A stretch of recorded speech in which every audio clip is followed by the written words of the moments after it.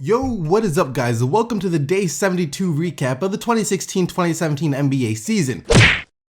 Alright, so yesterday the Cleveland Cavaliers and the Chicago Bulls squared off for the second time this season. The Cleveland Cavaliers had no Kyrie Irving, who's out with a hamstring injury, and no Kevin Love. Oh, and by the way, if you never got to see LeBron James in his first stint with the Cleveland Cavaliers, his team looked pretty similar to the one he had to work with last night. But that's not the point, yo. The Bulls got the win, but that's not what I was wanting to talk about, yo. For the Bulls, Michael Carter-Williams started in place of Rajon Rondo, who's being benched by the team. And this got me to think about the first time Michael Carter-Williams ever started against a LeBron James led team. And then when I thought about that, I was like, yo, his rookie season was straight out phenomenal. What happened? What happened after that? And then that got me to think about other players who had really good rookie seasons, but then never quite lived up to their rookie season. So that's what I'm going to talk about in this video, yo. I have 3 players who had amazing rookie seasons, but then basically went downhill from there. Alright, the first one is obviously, like I said, Michael Carter-Williams. For those of you guys that don't remember his first game against the Miami Heat in 2011, you know, for the Philadelphia 76ers home opener against the Miami Heat, LeBron James, Dwayne Wade, and Chris Bosh. Dwayne Wade was out that game, but he still had LeBron James and Chris Bosh, a team that should have easily been able to go in there and handle that Philadelphia 76ers roster, if not for Michael Carter-Williams. Yo, listen to this stat line: 22 points, 7 rebounds, 9 steals, and 12 assists. We're talking about a player almost debuting, having a quadruple double. And of course, he'd go on to have a pretty good rookie season that year. He wound up winning Rookie of the Year award, averaging 16.7 points per game, 6.3 assists, 6.2 rebounds, and just under 2 steals per game. This was a 6'6" point guard who showed us he could do a little bit of everything. You know, he was a threat to average a triple-double. The only thing people were saying about him after his rookie season was basically that he just needed to work on cutting down his turnovers. Turnover problems were a very common thing for rookie point guards, and also work on his shooting, because he wasn't the best shooter. He only shot 26% from the 3 and 40% from the field. So work on his shooting and cut down his turnovers. 2 things that are easily fixable. And then people were talking about he could have been a future all-star, maybe even a superstar. However, after that, things seemingly went downhill. He didn't show much progression in his second year playing for Philadelphia, yo. In his 41 games before he was traded by Philly at the trade deadline to the Milwaukee Bucks, he averaged 15 points, 6 rebounds, and 7 assists. And his shooting had even gotten a little bit worse at 38% from the field and 25% from 3, and he was actually turning the ball over at an alarming 4 times per game. So, you know, I guess they had not seen the progression that they wanted to for Michael Carter-Williams. So they wound up trading him to the Milwaukee Bucks because Jason Kidd loved himself a tall point guard, and we all know why. And things didn't go so well for him in his Milwaukee stand either. And then the next year he was battling lots of injuries. Only played in 54 games for the Milwaukee Bucks, started 37 of them, averaged 11 points, 5 rebounds, 5 assists, and was still turning the ball over around 3 times per game. And now here we are today with Michael Carter-Williams playing for the Chicago Bulls. He's only played in 9 games so far this season. Michael Carter-Williams also been a very injury-prone player. He's only played in 9 games. He's averaging 6 points, 4 rebounds, and 2 assists per game. And he's just one player that has never lived up to his hype that he created for himself in his rookie season. The next player that never quite lived up to his rookie season hype is Tyreke Evans. This was a similar case to Michael Carter-Williams. This was a guy that came in, you know, as a shooting guard, but played the point guard position just because of how well he saw the court, how well his handles were, and basically he was a playmaker, yo. And he had a phenomenal rookie season, a really good rookie season, yo. He won the Rookie of the Year award just like Michael Carter-Williams, averaged 20 points per game, just under 6 assists, and 5 rebounds per game. An excellent rookie season for Tyreke Evans. However, after that, it's just been steadily downhill. Also very injury plagued, just like Michael Carter-Williams. The next year, he only played in 57 games for the Sacramento Kings, averaged 17.8 points per game, 5.6 assists, and 4.8 rebounds. And the progression continued just to go downhill and downhill and downhill and downhill. It continued to get injured and injured and injured and injured and injured. It went from 20 points per game to 17 to 16 to 15 to 14. When once again this year, he's coming off another further injuries, only played in 8 games for the New Orleans Pelicans, averaging 7.3 points per game in 15 minutes. Last but not least is Kenneth Faried, the manimal himself. Now his rookie season wasn't quite as impressive as Michael Carter-Williams or Tyreke Evans, but it was still a really good rookie season. I remember there being a lot of hype around Kenneth Faried. People were calling him the manimal because of his play style, a very high energy guy, would give you some putbacks, some dunks, and grab you some rebounds. That's basically who Kenneth Faried was, In his rookie year, he averaged 10 points and just under 8 rebounds a game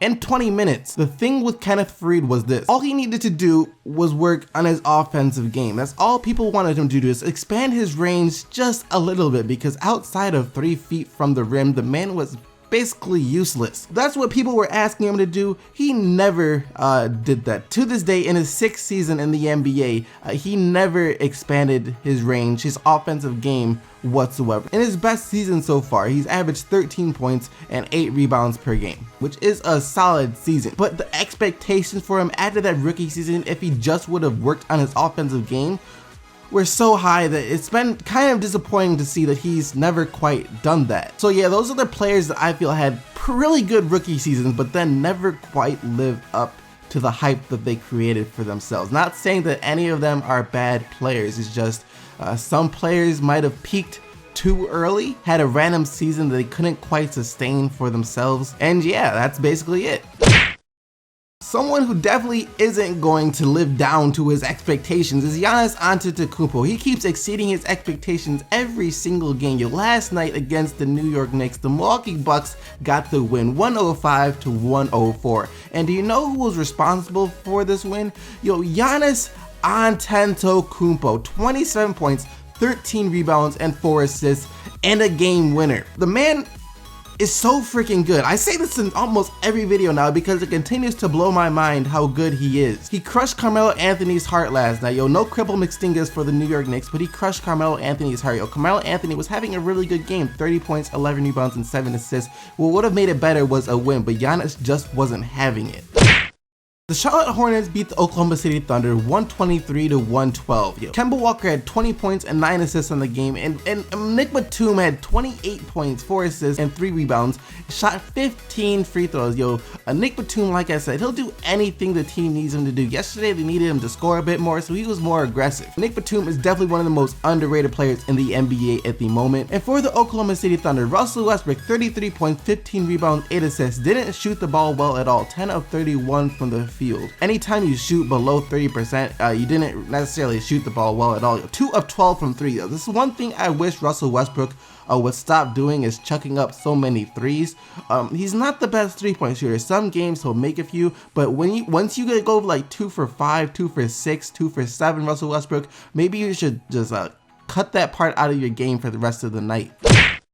The Atlanta Hawks won their 4th straight game yesterday with a 111-92 win over the Orlando Magic. The whole starting lineup played really well. Paul Millsap had 16 points, 6 rebounds, 4 assists, and 4 steals.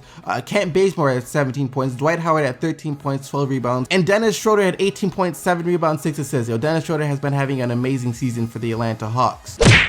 Of course, the Golden State Warriors won again last night. They are now 31-5 on the year, still having the best record in the NBA, and that's most likely how they're going to finish with the best record in the NBA. But Steph Curry led the way with 35 points, 7 rebounds, and 5 assists, and Kevin Durant had 30 points as well, and Klay Thompson chipped in with a 14. And Draymond Green was out there doing his usual thing for the Golden State Warriors, like he always does, everything. 9 points, 11 assists, 7 rebounds, 3 steals, and a block. For the Blazers, like I said, this no Damian Lillard thing is actually helping the team out because they're playing better. They're playing better. This is basically deja vu of last season for the Portland Trail Blazers all over again. They get off to a slow start, Damian Lillard goes down for a little bit of time, and then they come back. Last night though, CJ McCollum tried his best to get the Portland Trail Blazers to win. He had 35 points, 9 rebounds, and 5 assists, but in the end they just came up a little bit short as they fall 125-117.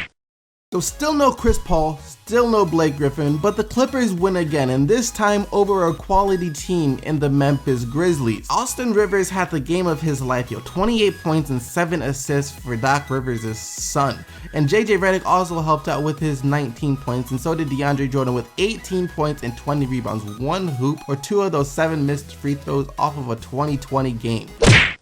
And last but not least, the Sacramento Kings fall to the white side list Miami Heat. Goran Dragic had 19.7 assists. Tyler Johnson continues to impress off the bench with 23 points and 6 rebounds. And that about wraps up all the action of the Day 72 recap of the 2016-2017 NBA season. Did I miss any players that seemingly fell off that are still in the NBA, by the way, that fell off after their rookie season? Did I miss any players? Because to me, those are the 3 that stood out the most. So comment that down below if I did. And I hope you guys enjoyed the video. If you did, make sure to smack that like button and subscribe if you haven't already for more daily NBA videos. And until tomorrow, keep getting the buckets, Team SDC, and I'm out of here.